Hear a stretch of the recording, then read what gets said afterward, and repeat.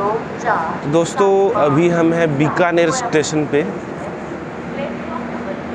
दोस्तों डे 1 जो है मेरा कंप्लीट होने वाला है अभी बीकानेर टूर का। और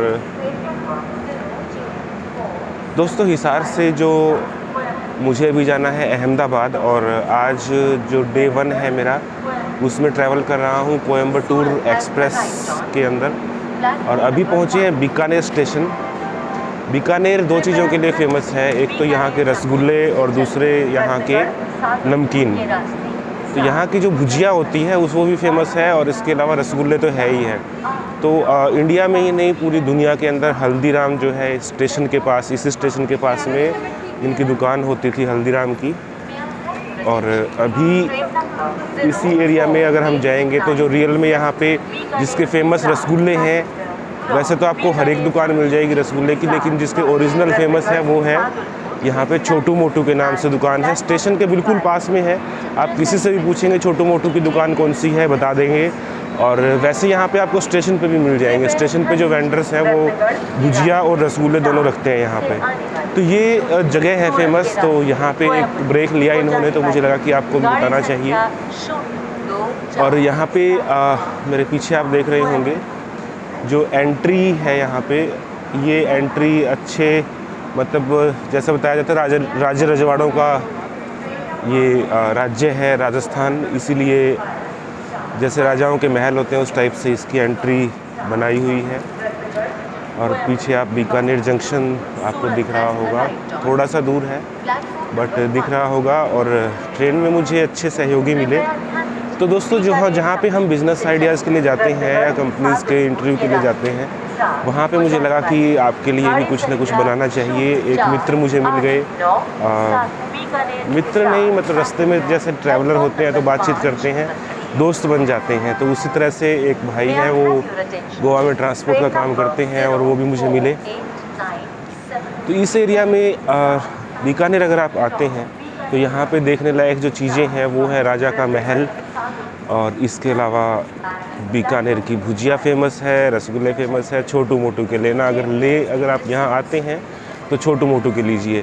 हालांकि छोटू मोटू के मुझे इतने पसंद है कि रसगुल्ले मैंने बहुत बार खाए हैं और इतने पसंद हैं, यहाँ पे आता हूँ तो कम से कम 5 किलो मैं लेके जाता हूँ।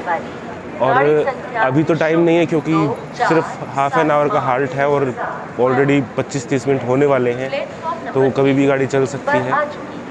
और यहाँ स्टेशन से ख़रीदने का कोई फ़ायदा नहीं है, स्टेशन से मत खरीदिए। अगर आप यहाँ आते हैं तो स्टेशन पे जो रसगुल्ले और भुजिया बिकती है उनको मत खरीदिए। ये जो रेडी वाले हैं ये लेके घूमते हैं, लेकिन ये सिर्फ उनके लेके घूमेंगे जिनसे इनको बेनिफिट आता है, जिनकी क्वालिटी हल्की रहती है, तो उनसे लेने का कोई फ़ायदा नहीं है। तो यहाँ पे इतना ही। और एक चीज़ दोस्तों मैं आपको और बता दूँ, रेलवे के जो रेट होते हैं ना, बहुत सारे लोगों को ये नहीं पता कि रेलवे स्टेशन पे कभी भी आप पानी खरीदेंगे तो पानी आपको 15 रुपये का मिलता है।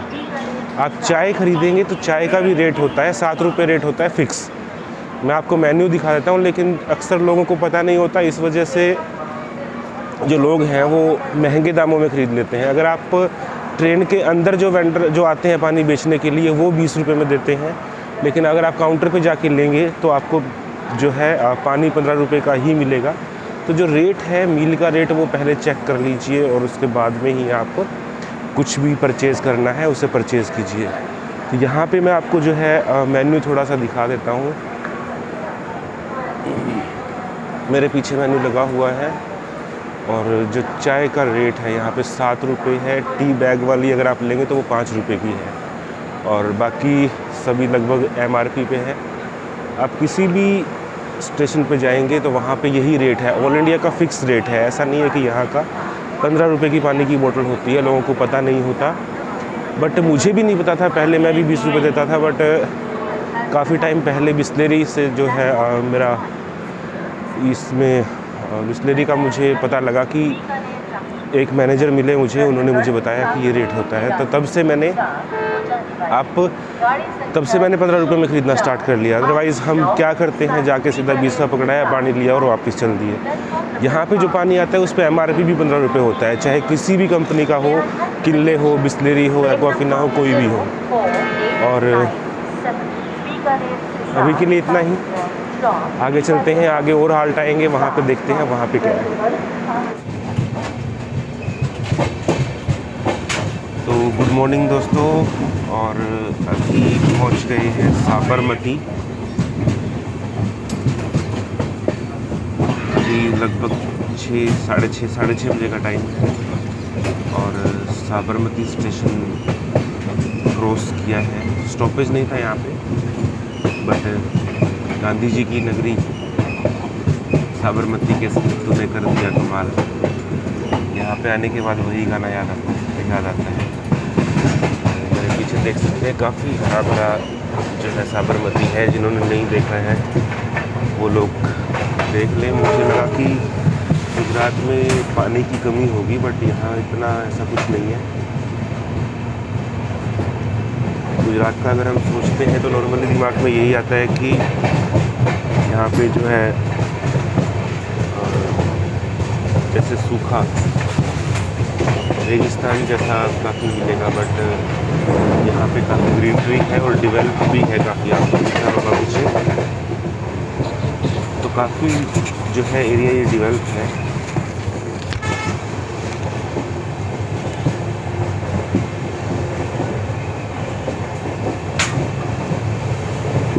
साफ़ सफाई भी अच्छी है और ग्रीनरी भी अच्छी है। और एक चीज़ और दोस्तों मैं आपसे बताना चाहता था कि जब हम ट्रेन में जाते हैं तो हमें कौन सी सीट बुक करनी चाहिए। आमतौर पे सीट बुक करते टाइम हम ये सोचते हैं कि कंफ्यूज हो जाते हैं कि कौन सी सीट बुक करें। तो सीट जहाँ तक आपकी क्या राय है वो आप बता सकते हैं, बट मुझे पर्सनली जो लगता है अपर साइड में जो अपर वाली होती है, एक तो बीच में नहीं, साइड में अपर वाली, यानी कि जैसे आप घुसेंगे तो ये वाली जो सीट होती है सबसे बेस्ट रहती है। यहाँ पे अभी सारे लोग सोए हुए हैं तो मैं डिस्टर्ब नहीं करूँगा। ये भाई सार से है ना, हेलो बोल दो, हेलो। इनका स्टडी करते हैं और अपनी सिस्टर को छोड़ने जा रहे हैं।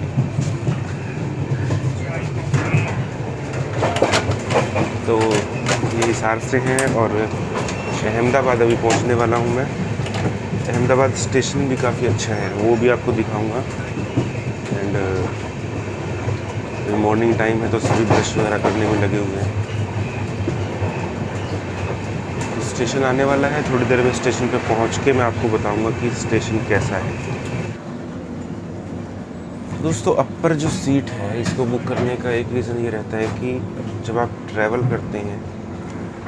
करते टाइम में ये सीट इसलिए सही है क्योंकि आपको सामान रखना है तो परेशानी नहीं होगी। एक तरह से प्राइवेट स्पेस मिल जाता है इसमें। नीचे की सीट है, वहाँ पे कोई भी आएगा और आके बैठेगा तो मतलब सामान आपको इधर उधर भी करना पड़ेगा।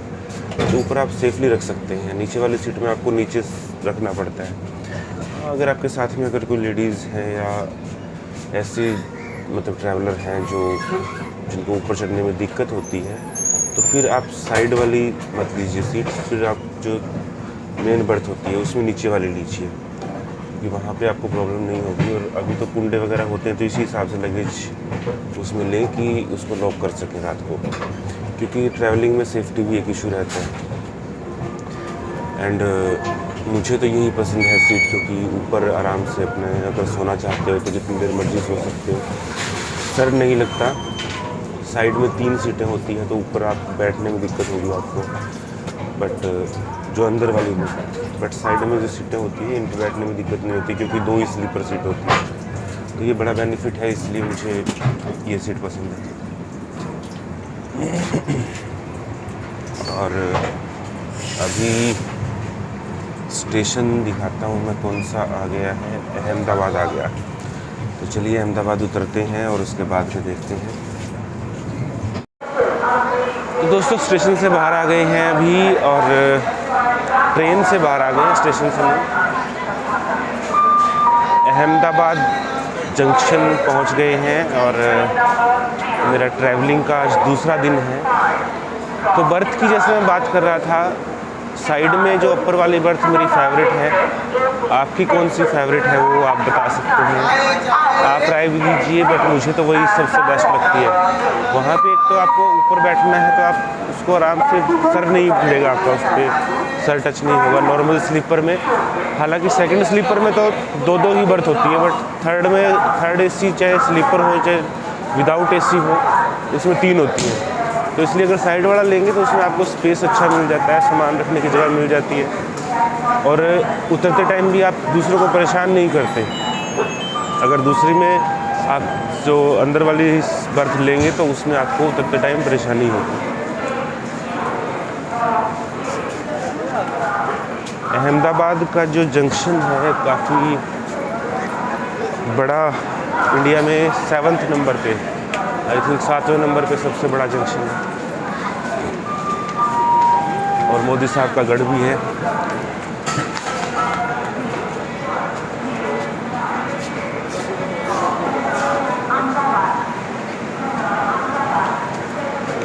तो मोदी साहब के गढ़ में आ गए हैं। गढ़ मतलब यहाँ से बीजेपी कभी हारती नहीं है।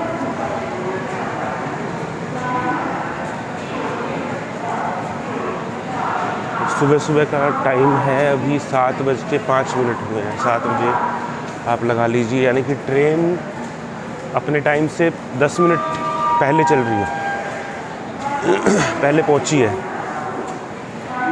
तो एक चीज़ तो अच्छी हुई है बीजेपी सरकार में कि जो ट्रेनें लेट होती थी वो काफ़ी कम हो गई है। अभी ट्रेन लेट नहीं होगी, बहुत कम चांसेस होते हैं कि ट्रेन लेट आए, लगभग ट्रेन ऑन टाइम रहती है। जो ट्रेनें लगेज वाली होती हैं, सामान वाली गाड़ियाँ जो होती हैं, उनको लेट कर देते हैं, बट इनको लेट नहीं करते। और अगर कोई लेट हो गई तो वो फिर बहुत लेट हो जाएगी। ऐसा नहीं कह रहा कि लेट बिल्कुल ही नहीं होती, बट लेट होना कम हो गई है काफ़ी। ये गुजरात के बड़े स्टेशनों में आता है।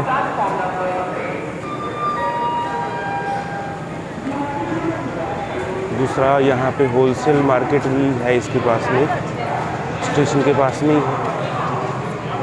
मैंने सुना है, देखा नहीं है। जो भाई गुजरात से हैं वो बताएं कि मुझे क्या क्या देखना चाहिए, क्योंकि अभी तक तो मैंने कंप्लीट सफ़र पूरा नहीं किया है।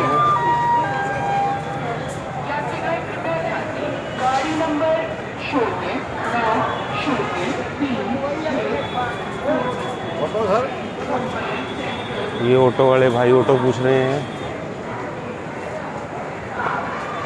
बट मेरी एक आदत है कि स्टेशन से बाहर निकल के जो नॉर्मल कोई भी व्हीकल मिलेगा उसमें जाएंगे, क्योंकि ये ओवर चार्जिंग का इनका सिस्टम रहता है, ओवर चार्जिंग करेंगे।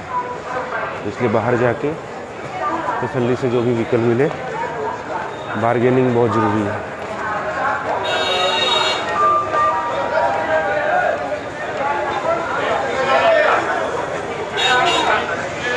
ये एग्ज़िट आ गया और अभी मुझे जाना है एयरपोर्ट, क्योंकि ये फ़्लाइट नहीं पकड़नी, जो वोल्वो बुक की हुई है वो एयरपोर्ट से बुक की हुई है।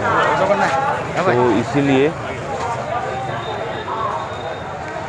जो यहाँ से कोई ना कोई व्हीकल, लगभग 10-1 मिनट का रास्ता दिखाता है यहाँ से, 10 किलोमीटर है, तो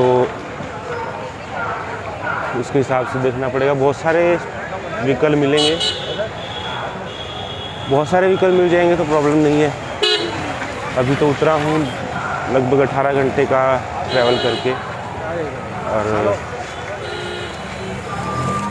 भारतीय डाक ATM, होटल ही होटल है यहाँ पे, और भारत का तिरंगा।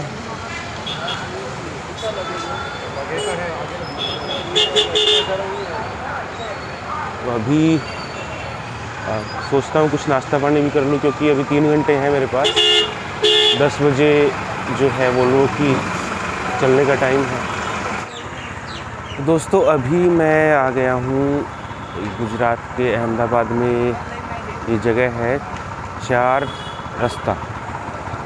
रास्ता चौक के पास में पटेल टूर एंड ट्रैवल पे मैंने बुकिंग करवाई है और यहाँ से मुझे जाना है जामनगर। तो मेरी जो उनसे बात हुई थी पहले और जो बुकिंग थी वो एयरपोर्ट से थी, बट एयरपोर्ट की जगह इन्होंने बोला कि आप सीधे यहीं पे आ जाइए, हमारे ऑफिस में यहीं से बस जाएगी। तो यहाँ से मैं जा रहा हूँ और नाश्ता कर लिया है, ड्रेस चेंज कर ली है और नहाना कर लिया है, बाथरूम फ्रेश वगैरह हो गया। तो अभी यहाँ पे स्टॉल्स वगैरह लगी हुई हैं। मॉर्निंग का टाइम है और मौसम बहुत अच्छा है, बारिश जैसा मौसम है यहाँ पे। मेरे सामने आप देख सकते हैं बिल्डिंग्स हैं और पीछे पटेल टूर एंड ट्रैवल। यहाँ से जाएगी वोल्वो और अभी वेट कर रहे हैं वोल्वो की। अब आने के बाद इतना टाइम हो गया तो यही लगता है कि बिज़नेस अहमदाबाद के हिसाब से कौन सा अच्छा होना चाहिए, क्योंकि काफ़ी सारे बिज़नेस ऐसे भी होते हैं जो सिटी टू सिटी वेरी करते हैं कि इस शहर में ये बिज़नेस अच्छा चलता है, इस शहर में ये बिज़नेस अच्छा चलता है। यहाँ पे आप अगर अहमदाबाद या गुजरात से हैं तो आप ही मुझे बताइए कि यहाँ कौन सा बिज़नेस अच्छा है, क्योंकि अभी मैं यहीं पे हूँ और उस बिज़नेस से रिलेटेड वीडियो बनाऊँगा सभी दर्शकों के लिए जो लोग गुजरात से या अहमदाबाद से हैं। वो लोग मुझे बताएं कि कैसा बिज़नेस, कौन से बिज़नेस यहाँ ज़्यादा सक्सेसफुल रहते हैं। वैसे तो दिल्ली जब हम जाते हैं या जयपुर जाते हैं तो मुंबई से रास्ते में पड़ता है, तो इसका बहुत बेनिफिट मिलता है कि जो सिटी मेन सिटीज़ के बीच में आता है, एक जैसे कैपिटल होगी दिल्ली और दूसरा फाइनेंशियल कैपिटल मुंबई होगी, तो एक तरह से अहमदाबाद का रास्ता जो है शॉर्ट पड़ता है और यहाँ से बहुत सारी जगह के लिए जो है आपको गाड़ियाँ मिल जाएंगी। यहाँ पे लिखा हुआ है मुंबई, पूना, शिरडी, गुजराती में लिखा हुआ है लेकिन समझ में आता है क्योंकि गुजराती पढ़ने में मुश्किल नहीं होती, हिंदी से मिलती जुलती है, तो आप अंदाज़ा तो आसानी से लगा सकते हैं कि क्या लिखा होगा। तो राजकोट, जामनगर ये सब कुछ लिखा हुआ है मेरे पीछे, आप देख सकते हैं। और यहाँ पे शिरडी के लिए है, नासिक के लिए है, सूरत के लिए है, औरंगाबाद, काफ़ी सारी जगह के लिए आपको व्हीकल्स मिल जाएंगे। सबसे अच्छी चीज़ है कि मैं गर्मी एक्सपेक्ट कर रहा था लेकिन गर्मी नहीं है, मौसम बहुत ही अच्छा है, बारिश हुई है यहाँ पे और सब कुछ हरा भरा, बिल्कुल ठंडा मौसम है। ठंडा मतलब बिल्कुल प्यारा मौसम जिसको बोलते हैं वो है। पिछली बार जब मैं वडोदरा आया था उस टाइम पे बहुत ज़्यादा गर्मी थी और मेरे ख्याल से मई या जून का महीना था वो। तो अभी जो मंथ है अपना सितंबर चल रहा है और सितंबर में बारिश का अच्छा यहाँ पे है। जो लोग अहमदाबाद से हैं वो भी कमेंट करें कि यहाँ पे क्या क्या चीज़ें देखने वाली है, तो वो देखूँगा और उसके लिए भी मैं अलग से वीडियो बनाऊँगा। जो भाई मुझसे मिलना चाहते हैं वो मुझे कमेंट कर सकते हैं और जो लोग जामनगर से हैं वो भी मुझे कमेंट कर सकते हैं। तो दोस्तों जामनगर की एक बात मैं सोच रहा था कि जामनगर के नाम में जामनगर आता है, यानी कि जामनगर, लेकिन वहाँ पे जाम नहीं मिलेंगे क्योंकि गुजरात में शराबबंदी है और शराबबंदी की वजह से आप यहाँ पे नहीं परचेज़ कर सकते। हालांकि यहाँ पे ऐसा बोला जाता है कि जो पुलिस के लोग हैं वो खुद भी सप्लाई कर देते हैं, यहाँ पे आपके घर पे दे के जाएंगे, होम डिलीवरी सर्विस है। तो ये जो शराब वाली चीज़ है इसके ऊपर मुझे लगता है कि ये शायद मोदी सरकार का एक गलत डिसीज़न था, क्योंकि इससे शराबबंदी नहीं हुई बल्कि तस्करी बढ़ी है शराब की। तो मुझे लगता है यहाँ पे इससे अच्छा तो सरकार रेगुलर कर दे ताकि सरकार को कुछ ना कुछ इनकम आए। और ऐसा कुछ भी नहीं है कि यहाँ पे आपको शराब नहीं मिलेगी, क्योंकि काफ़ी सारे मेरा सर्कल है वो लोग बताते हैं कि यहाँ पे आपको ठेके पर या जैसे दूसरे शहरों में, दूसरे राज्यों में होता है कि आपको ठेके पर या दूसरी जगह से मिल जाती है शराब, लेकिन यहाँ पे खुद पुलिस होम डिलीवरी करती है। तो ऐसी बहुत सारी कंप्लेंट मिल जाएगी आपको और ये सच भी है। तो हाँ, जो दूसरे राज्यों से रेट होंगे उससे दुगने तिगुने रेटों में यहाँ पे बेची जाती है और जहाँ सस्ती मिलती है वहाँ से, जिस राज्य में कम टैक्स है वहाँ से मंगवा कर यहाँ पे ट्रक के ट्रक बेचे जाते हैं। तो जाहिर सी बात है कि पुलिस के पास रेड मारते हैं तो उससे ही बहुत सारी आ जाती है, और इसके अलावा जो पुलिस है वो खुद भी मंगवाती होगी, मतलब ऐसा मेरा अंदेशा है। तो ये कोई वो नहीं है कि मैं ये नहीं कहता कि सभी पुलिस वाले भ्रष्ट होते हैं, लेकिन काफ़ी बड़ी संख्या में ये बिज़नेस यहाँ पे पुलिस के द्वारा किया जाता है। तो इसके बारे में आपकी क्या राय है, आप भी बताइए। और जामनगर जो है अंबानी साहब का गढ़ है, धीरू भाई अंबानी का, उन्होंने रिफ़ाइनरी सबसे बड़ी खोली हुई है एशिया की, और शायद दुनिया की सबसे बड़ी रिफ़ाइनरी है वो। ऑयल रिफ़ाइनरी, तेल के लिए जाना जाता है। तो वहाँ पे क्या क्या चीज़ें अच्छी है वो भी बताइए। जामनगर में मुझे कहाँ कहाँ घूमना चाहिए। वैसे तो जो मेरे होस्ट हैं वहाँ पर, जिन्होंने बुलाया है, मुझे इनवाइट किया है, वो काफ़ी जगह मुझे घुमाएंगे। बट आप भी मुझे बताइए कि मुझे क्या क्या देखना चाहिए अगर मैं गुजरात में अहमदाबाद में हूँ, या फिर अहमदाबाद में भी मैं 3-4 दिन लगाऊंगा, और इसके अलावा जामनगर में मुझे 3-4 दिन लगाने हैं। तो आप मुझे बताइए और कहाँ कहाँ मुझे जाना चाहिए।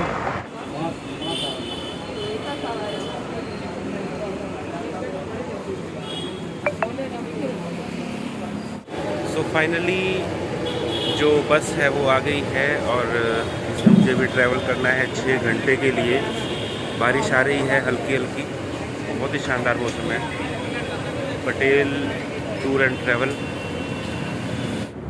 तो दोस्तों ये है बस, और मैं तो एक्सपेक्ट कर रहा था कि स्लीपर मिलेगी, बट इसमें तो बैठ के जाना पड़ेगा, और 6 घंटे का सफ़र है। क्योंकि स्लीपर का ही जो किराया था वो तो स्लीपर के हिसाब से ही लिया है। चलो जो भी है, अभी तो एडजस्ट करना पड़ेगा क्योंकि इसी की टिकट है। और अभी थोड़ी देर में चलेगी बस, तो चलने के बाद करते हैं। ये सीटें हैं ओके हैं, बट स्लीपर में ज़्यादा सही रहता है। तो फाइनली दोस्तों होटल में पहुंच गए हैं, और काफ़ी लंबा सफ़र रहा, लगभग 30 घंटे ट्रैवल किया मैंने। तो दोस्तों आप लोग सोचते हैं कि बिजनेस आइडियाज़ डालना बहुत आसान है। ऐसा नहीं है दोस्तों, जो बिजनेस आइडियाज़ होते हैं उनके लिए हमें बहुत मेहनत करनी पड़ती है। तो ये होटल रूम है, आपको थोड़ा सा दिखा देता हूँ। आमतौर पे ट्रैवलिंग बहुत लंबी लंबी रहती है, और मैंने तो ऑलमोस्ट पूरा इंडिया ट्रैवल कर लिया है बिजनेस आइडियाज़ के लिए। तो आगे से जो मेरा ट्रैवलिंग एक्सपीरियंस रहेगा वो भी आप लोगों के साथ शेयर करूँगा मैं, कैसा ट्रैवलिंग एक्सपीरियंस रहता है। और ये आज का दिन था मेरा। अभी जामनगर में पहुंचे हैं, और बाय वोल्वो मुझे लगे लगभग 6 घंटे से ज़्यादा लग गए मुझे, क्योंकि 11 बजे वहाँ से वोल्वो चली थी और अभी 5:30 हो चुके हैं। तो लगभग 6.5 घंटे लग गए मुझे। 6:30 बजे मैं पहुंचा यहाँ पे। उसमें कुछ देर ब्रेक लिया था बस ने, लगभग हाफ एन आवर का ब्रेक लगा लीजिए, बाकी कंटिन्यूअस जो है बस चल रही थी। और बुरी चीज़ ये रह गई कि मुझे बैठे बैठे आना पड़ा। मुझे लगा कि स्लीपर बुकिंग की है मैंने, गलती होगी। और अगर आप कहेंगे, पसंद करेंगे, तो हम आगे भी हमारे जो ट्रैवलिंग एक्सपीरियंस है वो भी आपके साथ शेयर करेंगे, ताकि आप कहीं भी घूमने जाते हैं तो आपको भी एक तरह से प्रॉपर गाइड मिल सके। और आज के लिए इतना ही दोस्तों। कल क्या होता है, कल एक तो शूट है, तो जो यहाँ पे जिनका मैंने शूट करना है उनके पास सुबह जाना है, और उनका ओपनिंग है, तो ओपनिंग करनी है मुझे। आज का वीडियो कैसा लगा दोस्तों, फीडबैक दीजिए। और तब तक के लिए, कल तक के लिए, जय हिंद, जय भारत।